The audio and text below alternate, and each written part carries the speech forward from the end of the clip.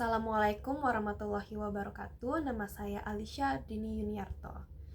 Saya telah menyelesaikan tantangan dari guru bahasa Indonesia saya, Bapak Ilham, untuk menyelesaikan sebuah novel.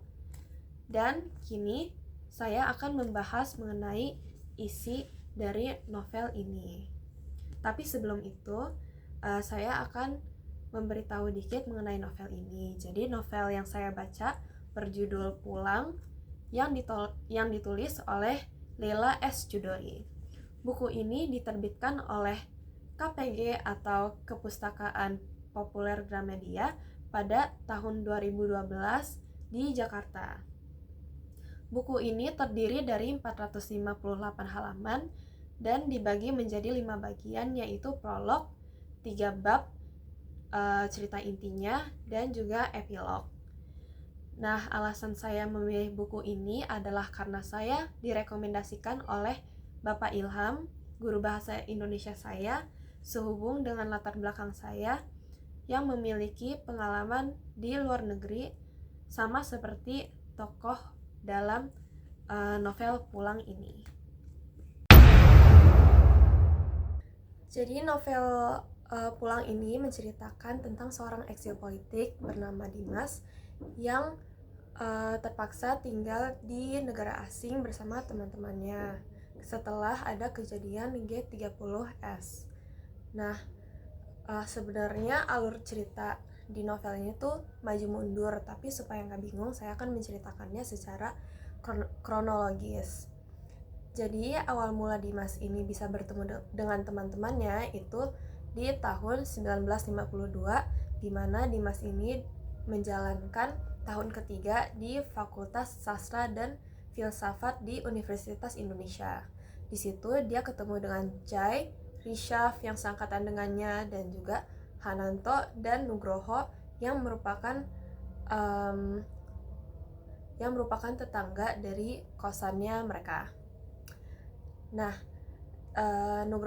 Nugroho dan Hananto ini bukan mahasiswa Universitas Indonesia, tapi mereka itu sama-sama suka sastra seperti Dimas dan teman-temannya. Jadi karena itu mereka tuh bisa berbaur, dan juga mereka tuh sering main di rumahnya Hananto dan Nugroho.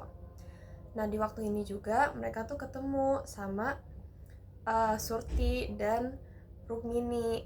Jadi Surti dan Rukmini itu mahasiswa baru yang terkenal karena cantik dan lain-lain. Sebenarnya Dimas itu nggak tertarik sama mereka awalnya, tapi Rishaf, temannya Dimas, itu suka sama Rukmini. Jadi sebagai teman yang baik, Dimas ini mendekati perempuan-perempuan itu juga supaya bisa dibilang kayak nemenin Rishaf. Lalu akhirnya setelah pendekatan beberapa waktu, akhirnya mereka temenan dan mereka tuh sering main ke kosannya Dimas. Lalu seiring berjalannya waktu, Dimas ini akhirnya dekat sama perempuan namanya Surti. Mereka tuh kan dulu sering tukar-tukaran puisi waktu awal-awal kenalan. Terus lama-lama akhirnya dekat dan akhirnya mereka berpacaran. Tapi sayangnya nasib Rishaf tidak sebaik dengan Dimas karena Rukmini dan Surti ini kan sering main ke kosan mereka, dan otomatis Nugroho dan Hananto itu juga mengetahui keberadaan perempuan-perempuan cantik ini, dan mereka tuh juga mengincar mereka. Dan sayangnya Rishaf ini udah keduluan sama Nugroho yang juga ngincar Rukmini. Tapi Hananto ini juga sebenarnya suka sama Surti dan dia pernah mencoba menembak Surti, tapi pada saat itu Surti itu udah berpacaran dengan Dimas, jadi nggak jadi deh tuh sama Hananto. Lalu Dimas dan Surti ini tuh menjalani hubungan yang cukup serius. Mereka itu pacaran, dan kayak Dimas itu sadar kalau akhirnya dia tuh harus memberikan Surti kepastian, tapi Dimas ini tuh sebenarnya masih ingin bebas, dia masih mau eksplorasi berbagai pengetahuan, ilmu, dan mencari cita-citanya lah. Dan Surti ini tahu akan hal itu dan dia cukup sedih mengetahui hal itu. Hingga suatu hari Surti itu ngajak Dimas buat makan malam sama orang tuanya sekalian kenalan, tapi Dimas ini tuh nolak karena Surti ini tuh berasal dari orang kalangan yang terpandang lah. Keluarganya ini isinya tuh dokter-dokter, dan Dimas ini tuh bukan cuman belum mau settle sama Surti, tapi dia juga masih minder karena dia ngerasa kayak dia itu masih mahasiswa, dia masih belum punya apa-apa, dan dia nggak berani menghadapi keluarganya Surti. Dan karena hal itu Surti dan Dimas sempat renggang, dan bahkan mereka tuh diam-diaman karena emang setelah itu Dimas sendiri juga sibuk dengan urusan kuliahnya. Hingga suatu hari Dimas ini seperti biasa ingin main ke rumahnya Nugroho dan Hananto. Lalu dia masuk ke rumahnya karena mereka itu sudah akrab, jadi dia main masuk aja dan dia mencari-cari ada orang gak di dalam. Dan saat dia cek, ternyata kamarnya Hananto yang biasanya terbuka tuh kali ini tertutup, dan dia tuh terheran kenapa sampai ditutup padahal biasanya dibuka. Lalu Dimas yang mengira kalau di rumah ini nggak ada orang akhirnya ngebuka pintunya, dan dia tuh sangat shock karena dia ngelihat Hananto itu lagi duduk berdua bersama Surti di kamarnya. Dan setelah itu Dimas cepat-cepat meninggalkan mereka dan dia balik ke kosannya dengan perasaan yang dia sangat sakit hati lah. Dan karena insiden itu dan juga Rishaf yang merasa dikhianati karena pujaan hatinya diambil sama Nugroho, akhirnya Rishaf dan Dimas ini sempat diam-diaman sama Hananto dan Nugroho. Sampai bertahun-tahun kemudian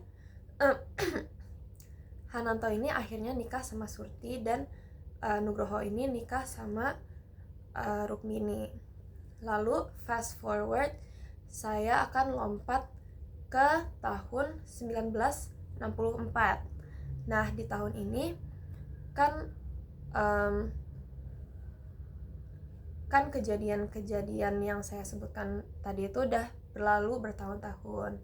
Jadi Dimas, Chai, dan Rishaf itu temenan lagi sama Nugroho dan Hananto, apalagi mereka itu ternyata satu kantor di kantor Berita Nusantara.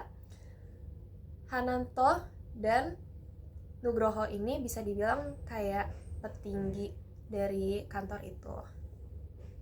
Nah, pada masa itu memiliki pilihan politik yang pasti itu sangat penting karena saat itu tuh jelas ada batas pemisah di antara orang-orang yang simpatis dan mengikuti PKI dan orang-orang yang benar-benar anti dengan segala hal yang berbau kiri. Lalu Nugroho dan Hananto ini orang yang udah pasti mereka tuh fix memihak orang-orang dari yang memiliki pemahaman kiri. Mereka sendiri juga simpatis dan mendukung PKI. Tapi Dimas ini tidak seperti Hananto dan Nugroho yang sudah jelas memihak suatu pihak. Si Dimas ini tuh bisa dibilang dia tuh dekat dan bahkan bersahabat sama Nugroho dan Hananto yang menganut paham kiri, tapi dia itu juga bisa akrab dengan orang-orang yang menjadi pengikut Masyumi atau kayak partai politik Islam yang bisa dibilang anti lah sama pemahaman kiri itu, karena dia punya teman yang bisa ia ajak ngomong mengenai hal-hal yang spiritual yang lebih dalam daripada kehidupan di dunia, yang dia tuh nggak bisa ngomongin hal tersebut sama Dimas dan Nugroho dan teman-temannya yang lain. Nah, karena sikapnya Dimas yang nggak begitu memilih, yang nggak begitu memilih, dia itu sempat dianggap mengkhianati teman-temannya yang memiliki paham kiri. Tapi sebenarnya kepercayaan Dimas yang berada di tengah-tengah itu tuh enggak mengganggu hubungan pertemanannya dengan Nugroho, Chai, Rishav, dan juga Hananto. Bahkan Dimas ini tuh sahabat baik banget sama Hananto. Nah, Hananto ini kan sahabatan sama Dimas, dan karena mereka juga rekan kerja, jadi Dimas ini tuh sering nemenin Hananto buat nyelesain urusannya dia, termasuk urusannya dengan perempuan-perempuan lain. Jadi ternyata Hananto itu suka berhubungan dengan perempuan lain, dan Dimas ini tuh sebenarnya nggak suka banget karena sebelumnya kan dia emang punya sejarah sama Surti. Lalu dia tuh juga ngerasa kalau Hananto itu nggak konsisten. Jadi akhirnya Dimas ini sempat marah banget sama Hananto karena lagi-lagi dia nemenin Hananto nyelesain urusannya sama perempuan lain. Lalu setelah dibilang nggak konsisten, Hananto itu malah heran dan dia membalas Dimas karena Dimas ini sendiri nggak punya pendirian yang pasti. Dia itu nggak jelas mengikuti suatu ideologi. Dia tuh nggak begitu jelas ngikutin ideologi apa. Dan dia tuh nanya ke Dimas, emangnya dia yang berpendirian seperti itu tuh bisa dibilang seperti orang yang konsisten? Karena terlihat juga pada fakta kalau akhirnya yang menikahi Surti itu kan Hananto, karena Hananto ini tahu pasti apa yang dia mau dan apa yang dia percayai. Sementara Dimas ini cenderung lebih labil lah bahasanya. Lalu si Dimas ini membalas dengan suatu pertanyaan yang menurut saya sangat menarik. Dimas ini nanya, untuk memiliki suatu keyakinan apakah dia itu harus benar-benar memihak pada suatu pihak. Emangnya dia itu harus mentah-mentah menelan suatu paham atau ideologi tanpa mengkritisi ideologi tersebut. Dan menurut saya itu sangat menarik. Jadi setelah Dimas melontarkan pertanyaan itu, akhirnya mereka sempat diam-diaman. Lalu saya akan lompat lagi ke 1 tahun setelah kejadian itu, di mana Hananto mengumumkan kalau akan diadakan konferensi di Chile. Dan Hananto ini karena dia petinggi dari kantor, maka dia yang biasa mewakili kantornya dalam konferensi-konferensi di luar negeri. Tapi kali ini yang dipilih untuk mengikuti konferensi tersebut adalah Dimas dan Nugroho. Dan Dimas yang gak pernah punya pengalaman apa-apa itu keberatan, dan dia tuh sempat menolak dengan keras. Meskipun udah dijelaskan kalau Rishav sendiri akan dikirim ke Kuba untuk ngurusin urusan Asia Afrika, tapi Dimas ini awalnya tetap gak mau. Dan akhirnya Hananto ini jujur ke Dimas kalau dia itu ada urusan rumah tangga dengan Surti. Ternyata Surti ini mengetahui tabiat Hananto yang suka main dengan perempuan lain, dan Surti ini meminta Hananto untuk bercerai.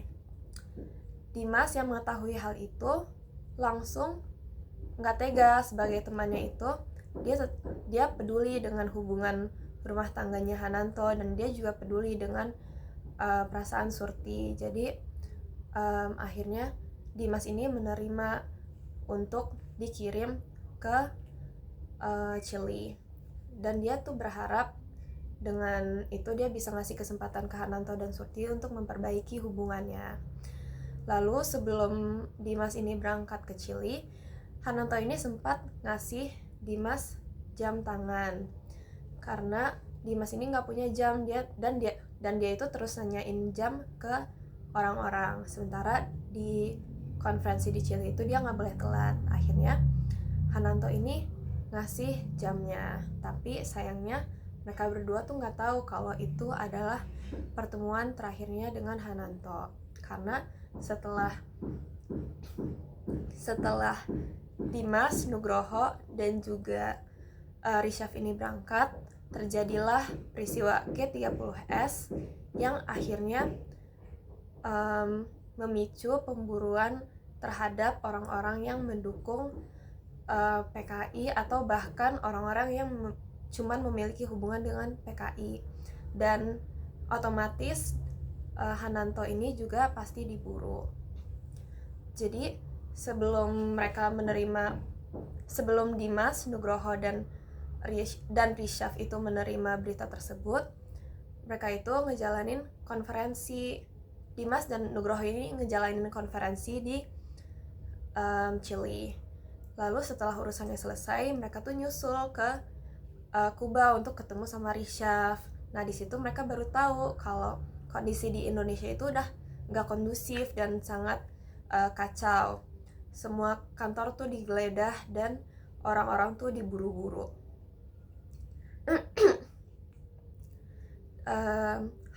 Mereka sendiri mengetahui kalau kayak mereka mendapat berita kalau Hananto ini nggak ada kabarnya dan dia entah melarikan diri kemana.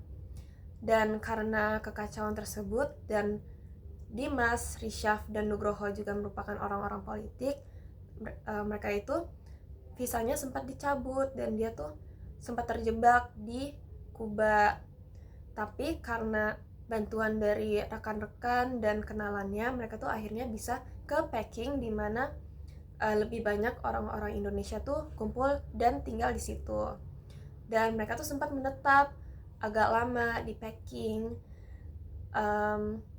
dan menjalani hidup kayak bersama orang-orang Indonesia yang lainnya. Mereka tuh kerja seadanya dan sebisanya mereka. Dan Nugroho di Peking ini belajar akupuntur. Tetapi Dimas yang udah jenuh dengan hidup yang kayak gitu-gitu aja, dia pun akhirnya ngajak Rishaf dan Nugroho untuk pergi ke Eropa karena banyak kenalan dan teman-temannya yang di Eropa ternyata. Dan akhirnya dengan bantuan kenalan-kenalannya lagi, mereka itu akhirnya bisa keluar dari Peking dan akhirnya pergi ke Eropa. Dimas dan Rishaf ini langsung ke Prancis, sementara Nugroho ini pergi ke Swiss dulu.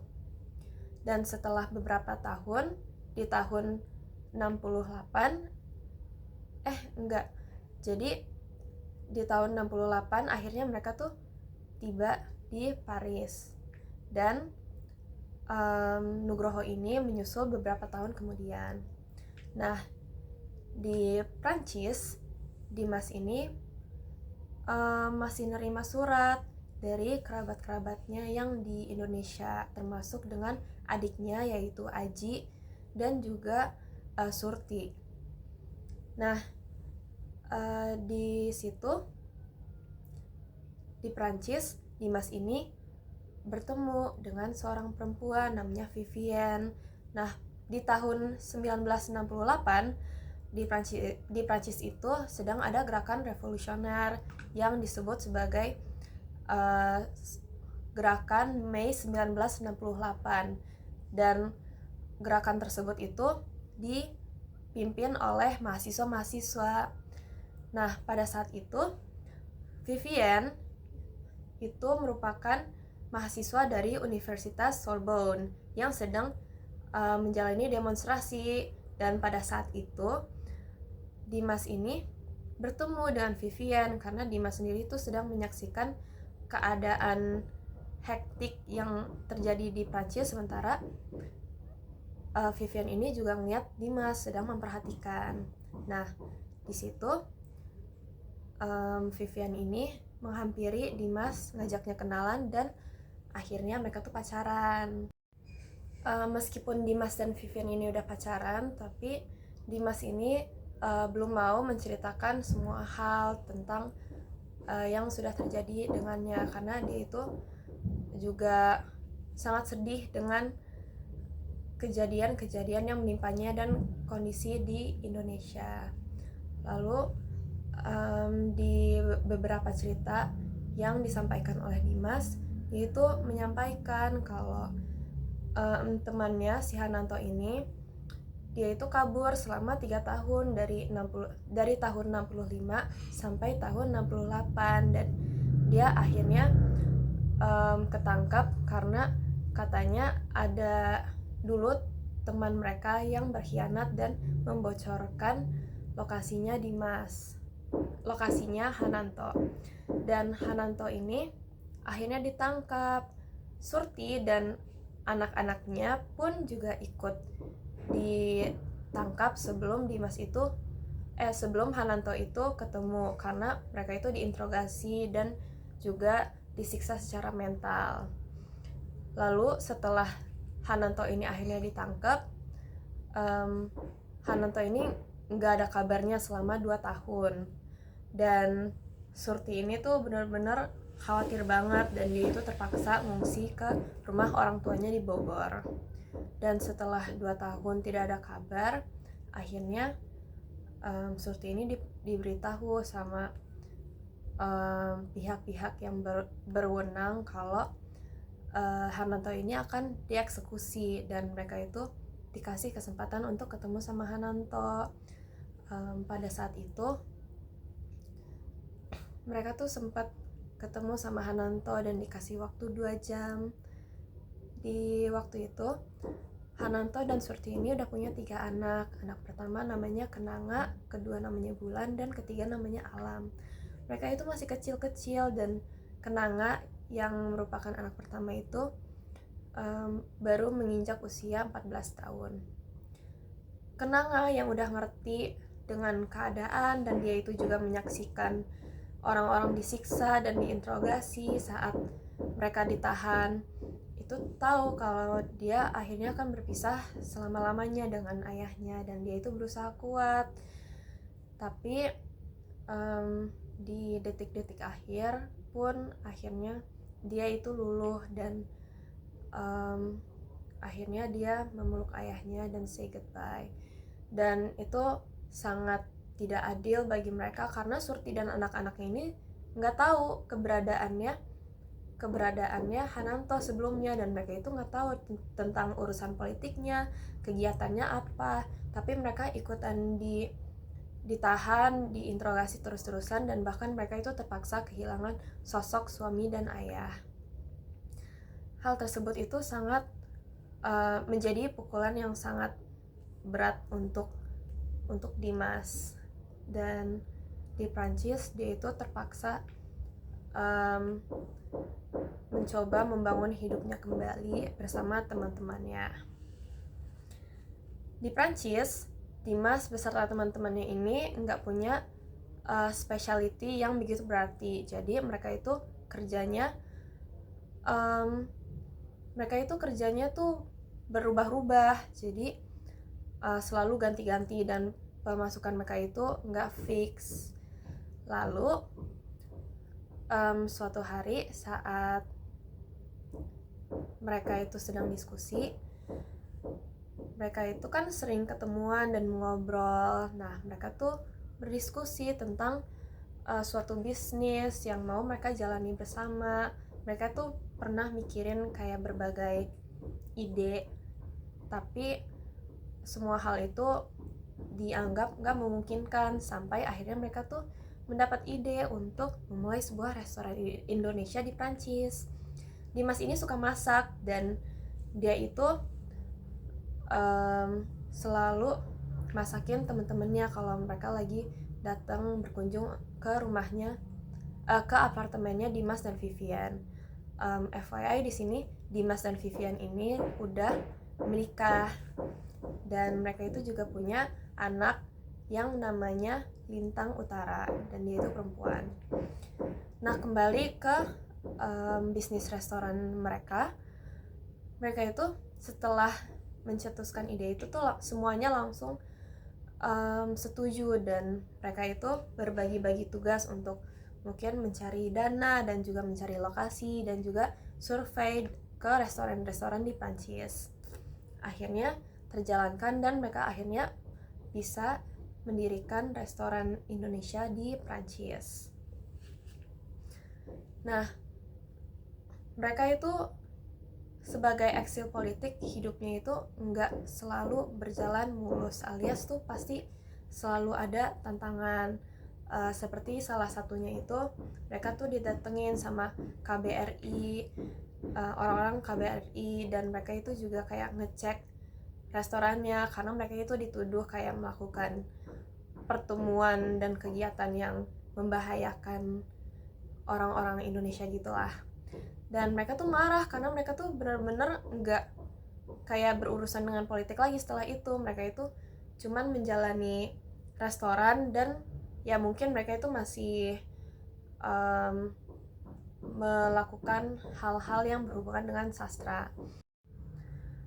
Dimas beserta teman-temannya ini meskipun sudah membuat restoran dan menjadikan itu tempat untuk melakukan acara, dan mereka itu nggak berurusan sama yang politik-politik gitu, tapi mereka itu masih di dalam tanda kutip diperhatikan lah, karena mereka itu dianggap PKI dan sama orang-orang KBRI dan orang-orang pemerintahan Orde Baru itu menganggap kalau restorannya ini tempat perkumpulan PKI. Jadi mereka tuh dilarang buat kesana dan makan di sana.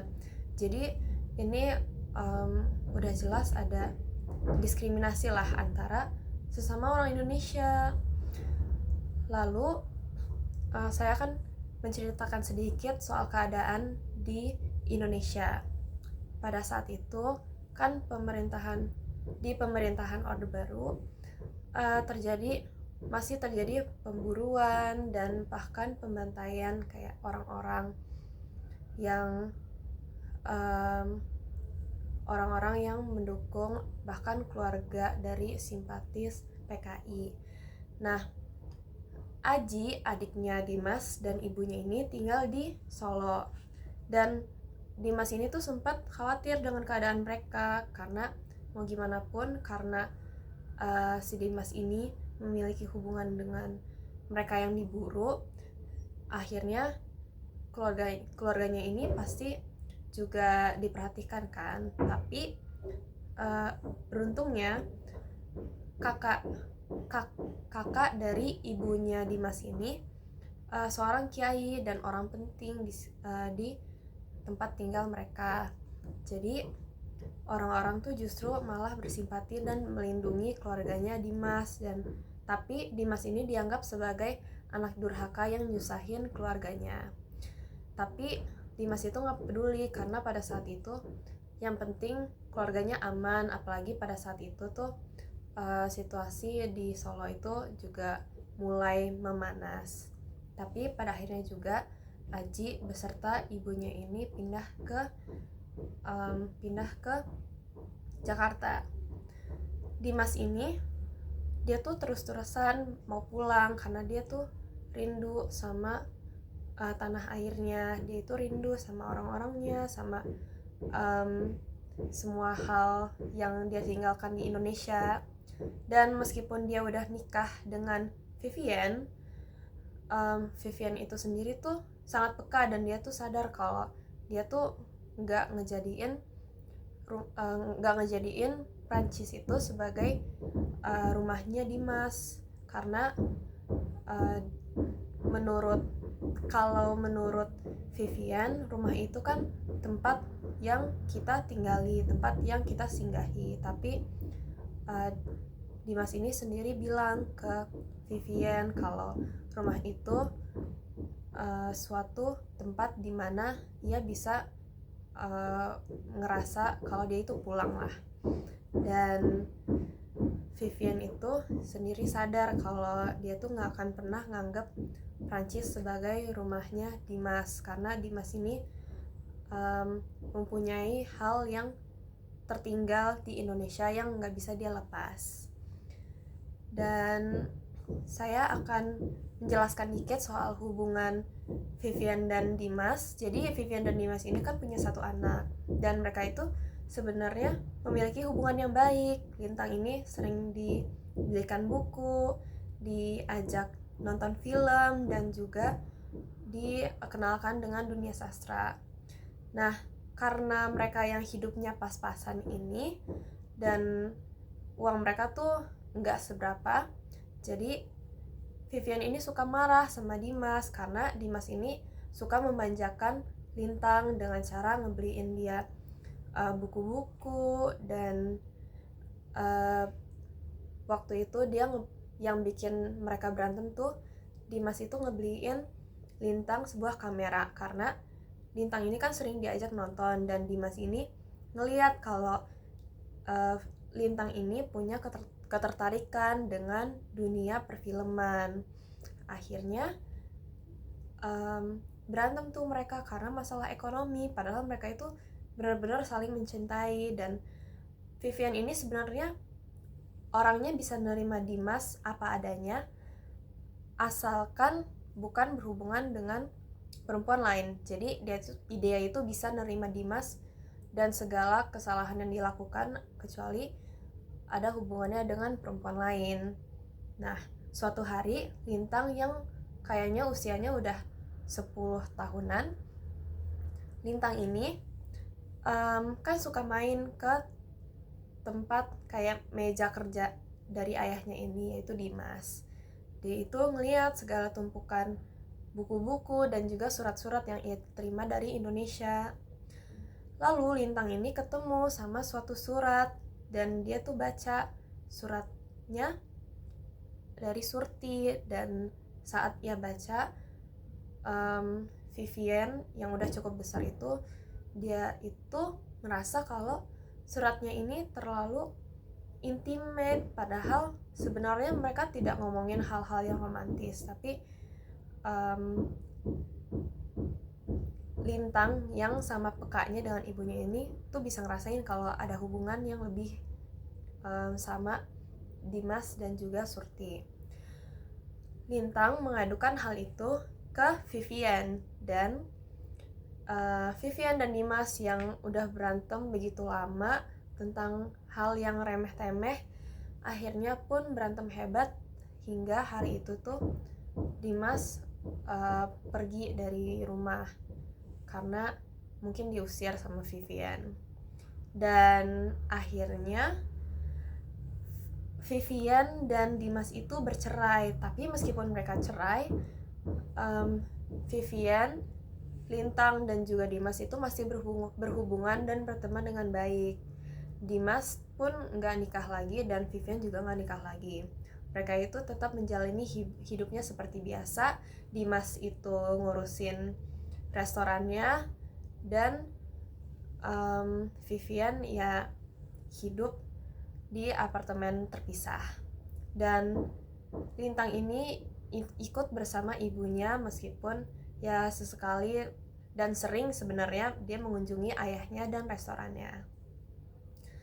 Lalu saya akan lompat ke masa dimana Lintang ini udah berusia 23 tahun. Jadi Vivian ini jadi Lintang ini dia kuliah di Universitas Sorbonne juga, dan dia itu kuliah di jurusan sinematografi,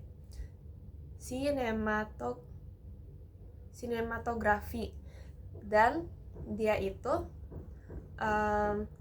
lagi menjalani tugas akhir. Nah, saat menjalani tugas akhir ini dia kan disuruh bikin dokumenter, dan awalnya tuh dia cuman mengajukan dokumenter tentang suatu suku yang tinggal di Prancis juga, tapi kata dosennya udah banyak orang yang membahas mengenai topik itu, jadi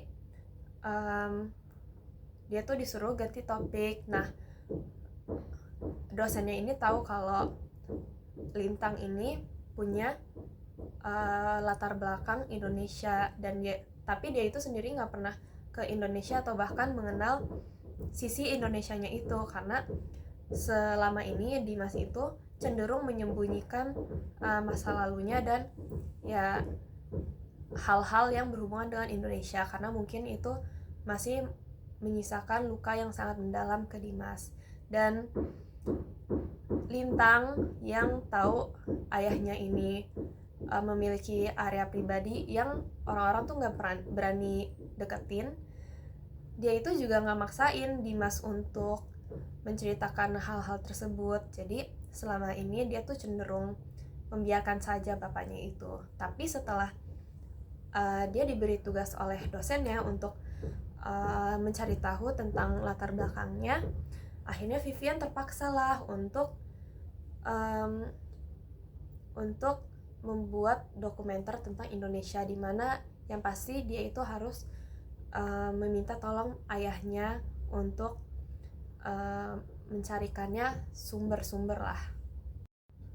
Sebelum saya menceritakan kisah Lintang yang akhirnya pergi ke Indonesia, saya mau menjelaskan kalau Lintang itu tuh sempat pergi kayak diam-diaman sama ayahnya, karena Lintang ini tuh punya pacar orang setengah Indonesia setengah Prancis juga, tapi nasibnya tuh beda.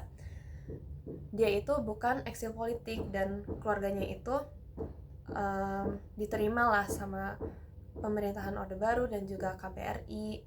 Mereka itu juga terbilang kaya lah, dan ayahnya Lintang ini nggak begitu suka karena dia tuh merasa pacarnya itu cuma laki-laki borjuis, padahal pacarnya Lintang yang bernama Nara itu sebenarnya dia berwawasan luas. Dia itu sangat sabar dan baik banget sama Lintang. Dia itu juga menyukai sastra dan lain-lainnya, bahkan dia mencoba mendekati Dimas dengan pengetahuan itu. Tapi entah kenapa Dimas itu benar-benar sinis dengan kehidupan, dan dia tuh nggak suka melihat orang yang dapat segalanya dengan gampang lah. Dan karena waktu itu Dimas, Lintang, dan juga Nara itu makan malam, dan si Dimas ini terus-terusan menghina Nara. Akhirnya Lintang yang udah marah ini benar-benar berhenti berbicara dengan Dimas, sampai akhirnya di tugas akhir itulah dia harus bertemu dan bicara dengan ayahnya lagi. Nah, Lintang ini tuh dekat sama Dimas dan juga teman-temannya kayak Nugroho, Rishaf, dan Chai, karena ya mereka memang sering berkumpul, dan bahkan Lintang ini anggap mereka sebagai kayak keluarganya sendiri, kayak omnya lah. Dan karena Lintang ini memberitahu ada tugas itu, akhirnya Dimas beserta teman-temannya ini ngasih banyak banget informasi yang bisa membantu Lintang untuk membuat film dokumenternya itu. Nah, sebelum itu Lintang itu sempat pergi ke sebuah acara Kartinian di KBRI, karena Nara pacarnya itu tuh memiliki koneksi ke situ kan, dan mereka itu emang sering, dan keluarganya Nara itu emang sering berkunjung kalau misalnya ada acara.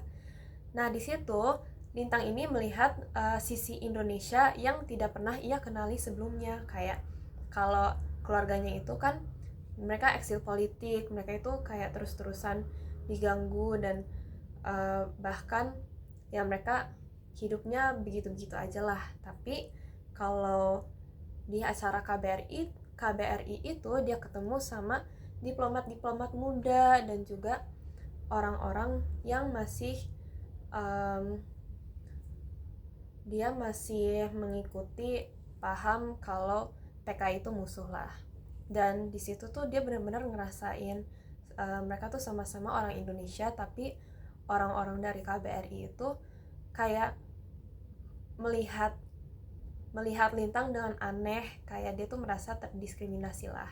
Tapi Lintang ini justru akrab dengan teman-temannya teman-temannya Nara, yaitu diplomat muda yang akhirnya ngebantu Lintang untuk ke Indonesia untuk tugas akhirnya. Pas ditanya ke diplomat muda itu kenapa mereka ngebantuin si Lintang, padahal kan ada larangan bahwa mereka itu nggak boleh berhubungan sama orang-orang yang dianggap PKI lah. Mereka itu bilang kalau mereka tuh udah muak sama pemikiran-pemikiran kuno, dan mereka tuh nggak mau terus terlarut di paham yang saling mendiskriminasi orang Indonesia, bahkan kayak sampai memusuhi begitulah. Setelah pengalaman Lintang dengan orang-orang dari KBRI dan juga membandingkannya dengan pengalaman dan cerita-cerita dari Dimas serta teman-temannya, dan juga dari perasaannya yang dia bingung dengan identitas Indonesianya, Lintang ini akhirnya merasa kalau dia itu kayaknya harus ke Indonesia untuk bukan hanya untuk menyelesaikan tugas akhirnya untuk membuat dokumenter, tapi juga dalam tanda kutip mencari jati dirinya. Lalu tapi sebelum dia berangkat ke Indonesia, sebenarnya kondisi Dimas ini udah mulai memburuk. Dia itu mulai sakit-sakitan, apalagi penyakit levernya itu yang makin parah. Tapi Dimas itu diurusin sama Vivian dan juga kawan-kawannya Dimas di Prancis. Jadi karena itu Lintang akhirnya bisa berangkat ke Indonesia dengan tenang, dibekali oleh informasi kontak dari Dimas, kawan-kawannya, dan juga kerabat di Indonesia. Di Indonesia, Lintang ini bertemu dengan Aji, yaitu adiknya Dimas, dan juga ia ketemu sama Alam yang akhirnya akan membantu Lintang untuk ketemu dengan narasumbernya. Lintang ini juga dibawa ke kantornya Alam supaya kawan-kawan kantornya ini juga bisa membantu si Lintang dan tugasnya. Nah, di waktu Lintang ini di Indonesia, Alam ini bukan cuma ngebawa Lintang ke para narasumber, tapi ia juga mengajak Lintang untuk pergi ke situs-situs penting kayak lubang buaya dan tempat-tempat lainnya. Nah, tapi pada saat itu keadaan Indonesia tuh kacau karena di tahun 1998 itu lagi krisis ekonomi, dan di waktu Lintang lagi ke Indonesia itu lagi ada desas-desus kalau BBM ini mau naik. Jadi banyak demonstrasi yang terjadi, dan Alam ini sebenarnya juga salah satu orang yang mengurus demonstrasi itu. Jadi Alam ini sering pergi ninggalin si Lintang. Lalu akhirnya setelah beberapa waktu berlalu, Lintang ini akhirnya bisa menyelesaikan dokumenternya, dan kaset-kasetnya ini dia simpen di kantornya Alam karena di situ kayaknya tuh aman, dan rekan-rekan kerjanya Alam ini juga sudah memastikan keamanannya lah.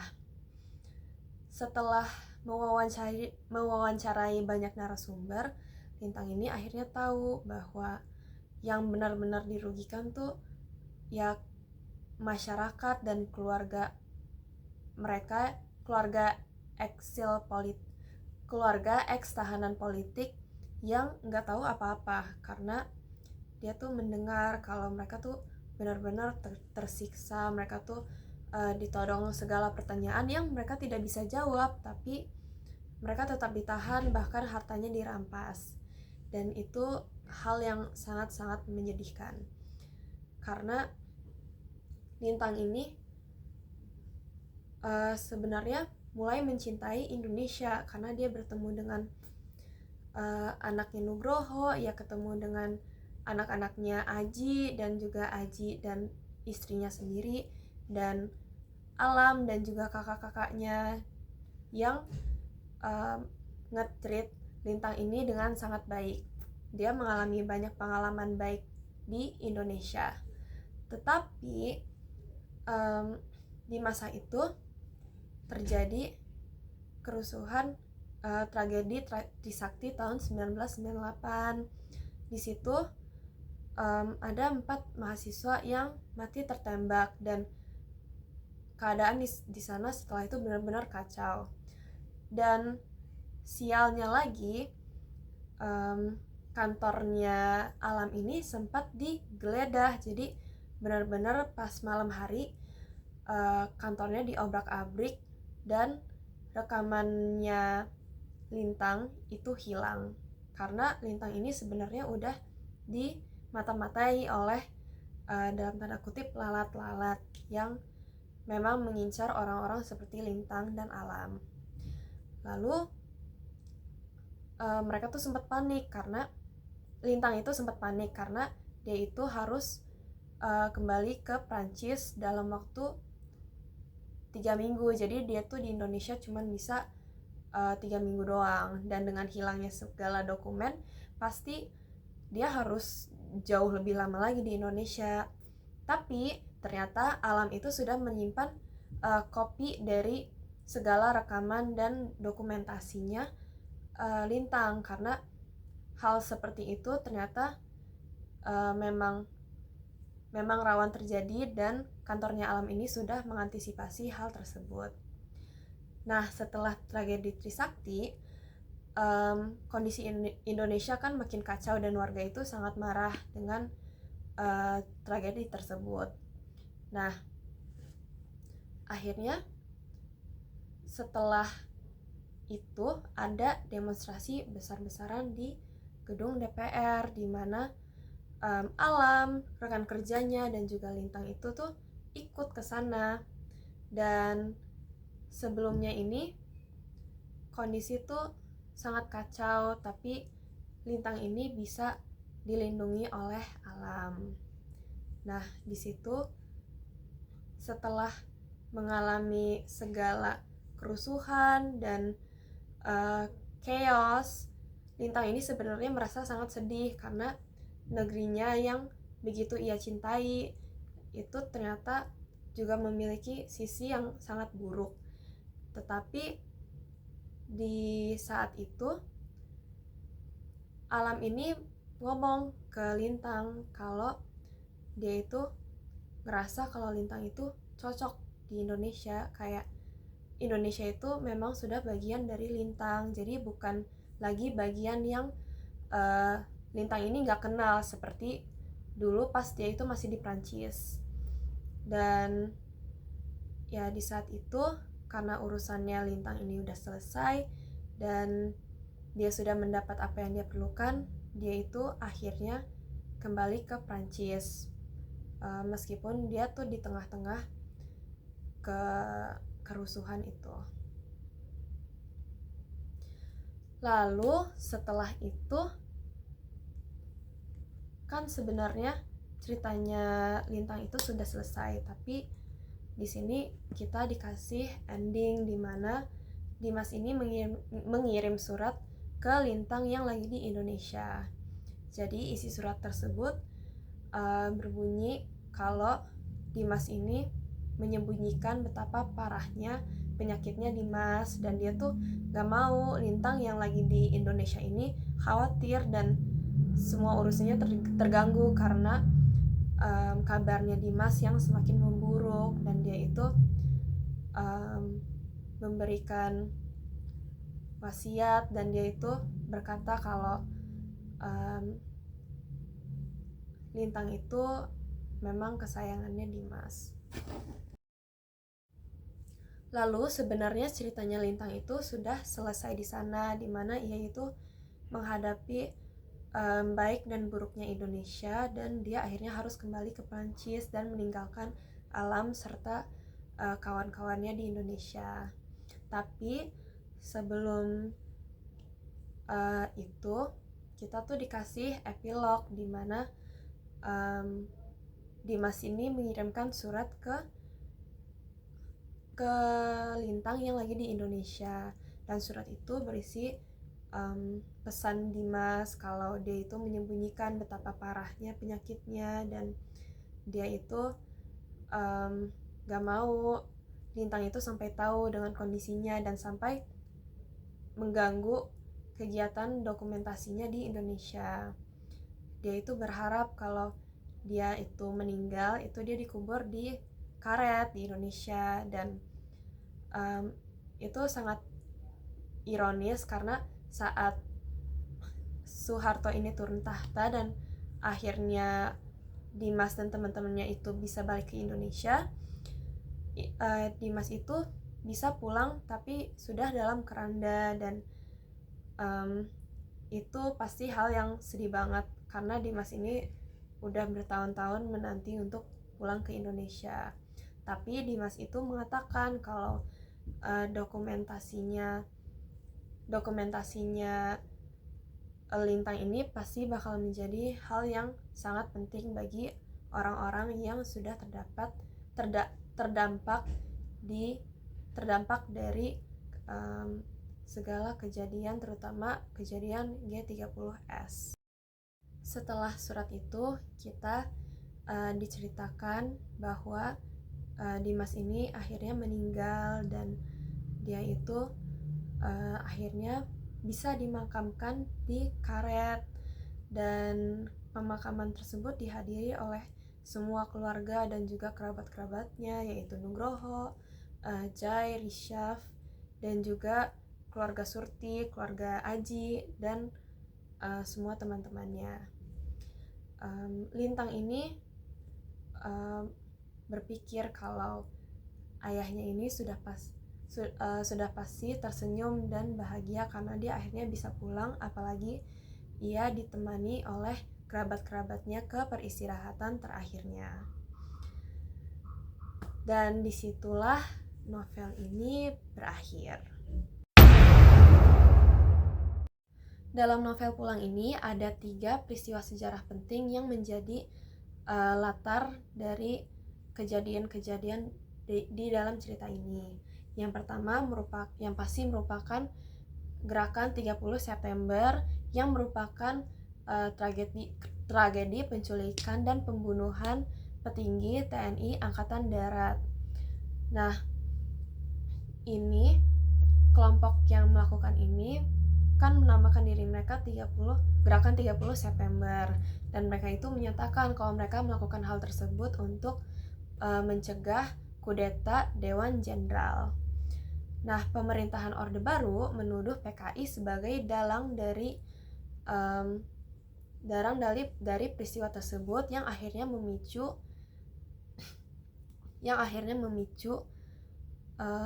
pembubaran PKI dan juga pemburuan anggotanya dan juga keluarga dan kerabat-kerabatnya. Di saat ini juga terjadi perubahan politik besar, yaitu Soeharto naik tahta menjadi presiden. Nah, di masa ini sudah pasti Dimas, kawan-kawannya, dan juga keluarganya ini terdampak. Dimas dan teman-temannya yang dianggap memihak PKI ini terpaksa mengasingkan diri karena di Indonesia orang-orang aktivis dan anggota PKI dan juga anggota Lekra ini jadi orang-orang yang diburu dan ditindas habis-habisan, sehingga pulang itu bukan hal yang memungkinkan.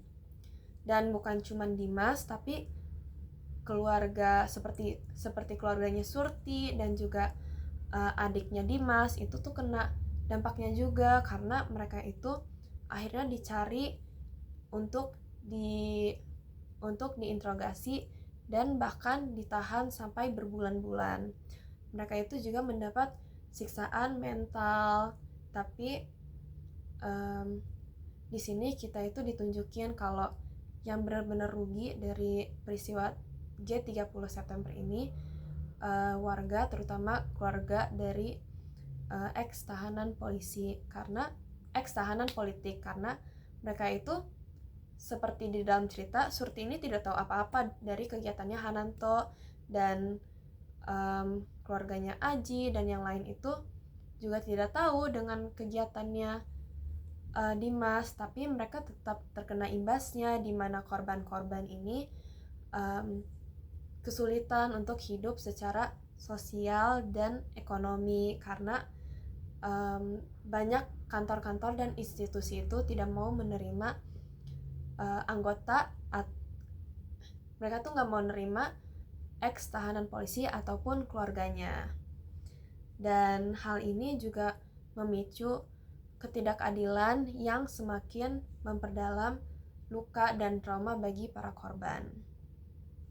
Nah, di sini kita itu bisa tahu kalau masa pemerintahan Orde Baru itu sangat korup, otoriter dan juga represif.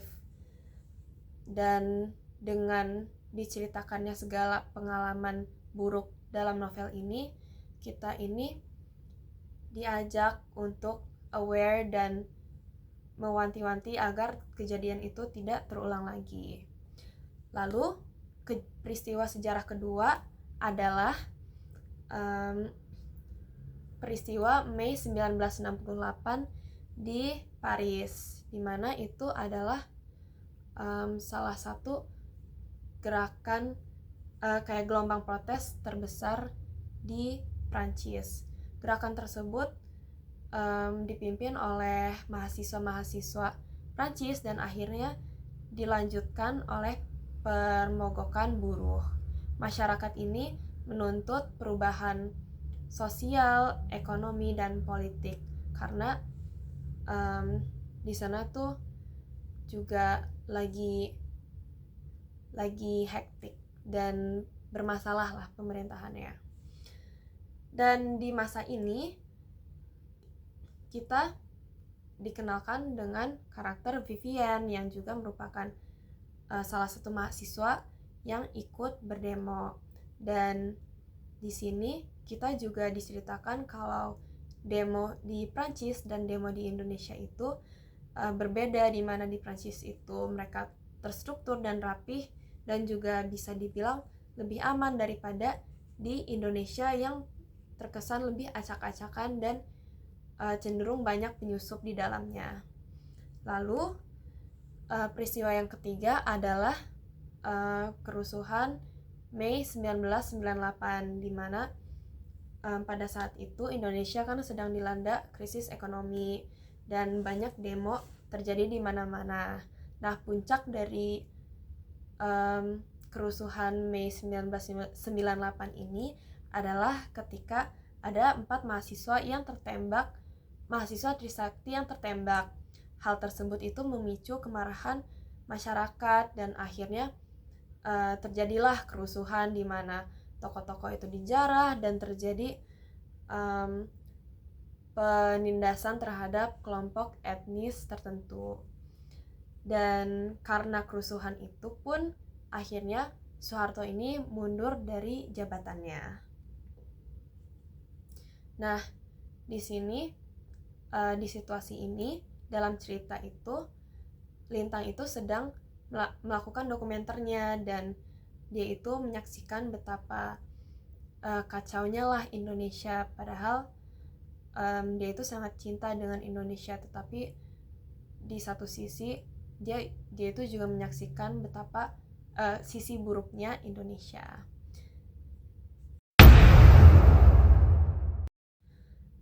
Selanjutnya saya akan membahas beberapa karakter yang ada di novel ini, dan yang mau saya bahas itu pertama itu adalah tentang Dimas Suryo, yaitu tokoh utama kita.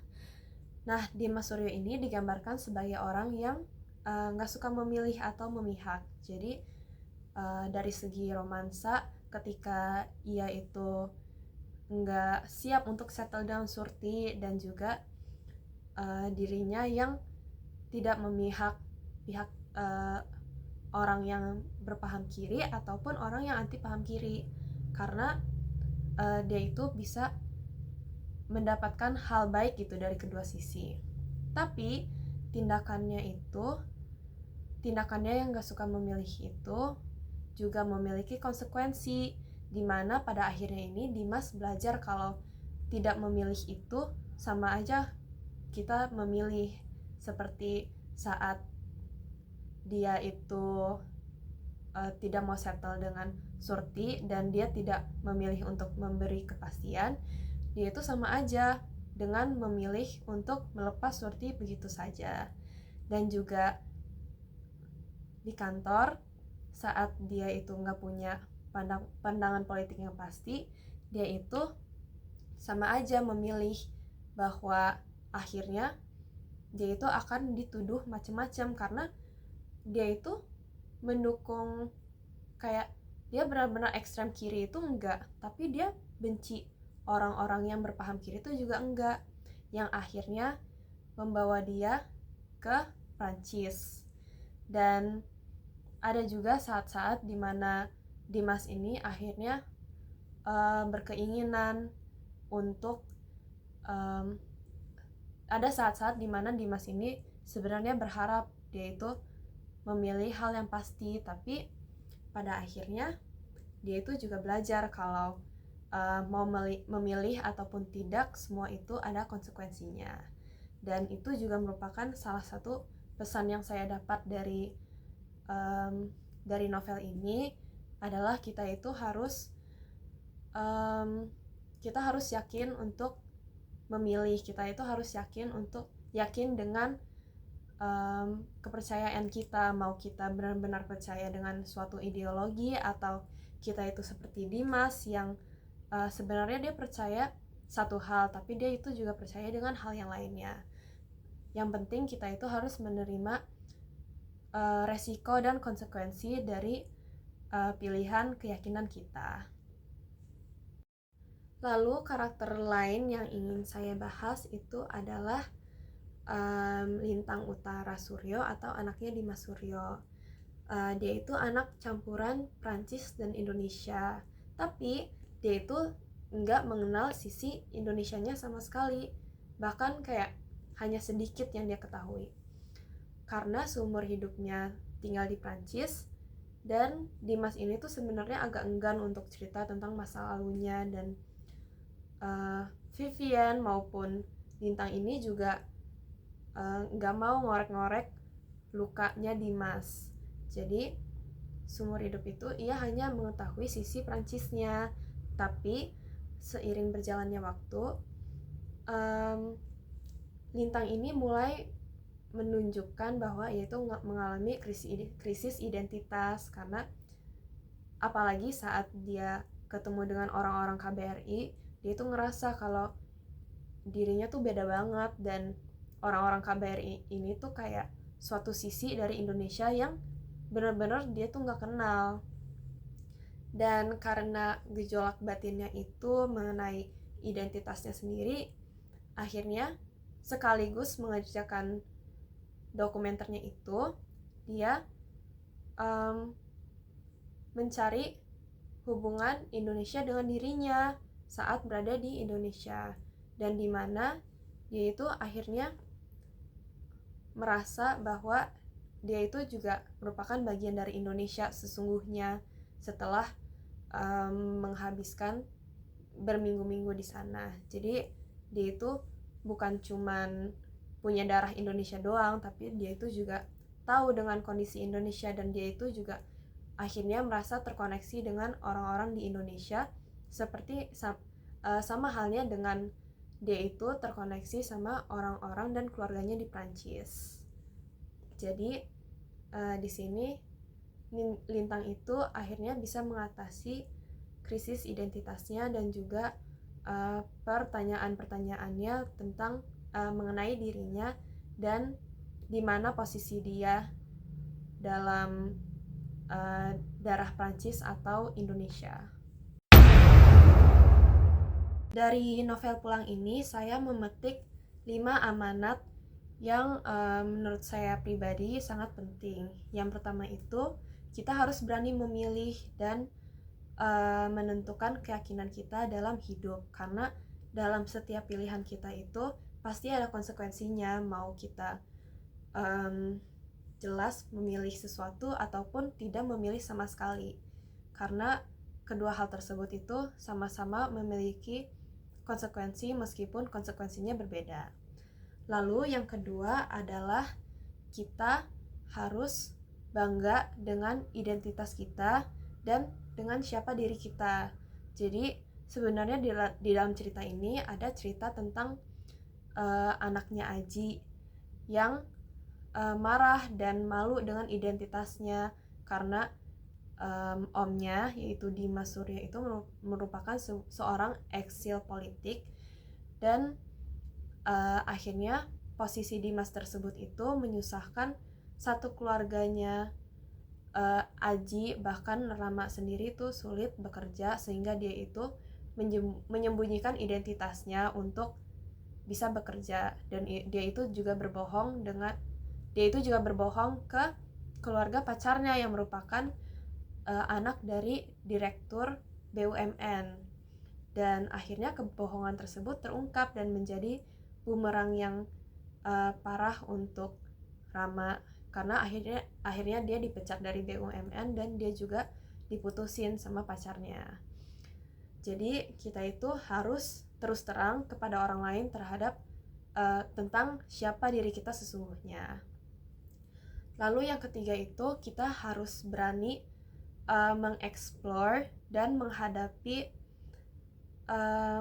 dan mencari tahu mengenai hal-hal atau sisi buruk dari diri kita ataupun hal yang kita cintai, seperti Lintang yang berani mencari dan menghadapi sisi Indonesianya yang bukan cuman baik dari segi hubungannya dengan teman-teman dan kerabatnya di Indonesia, tapi juga buruknya di mana kondisi politik, ekonomi, dan sosial di Indonesia itu sangat-sangat buruk pada masa itu.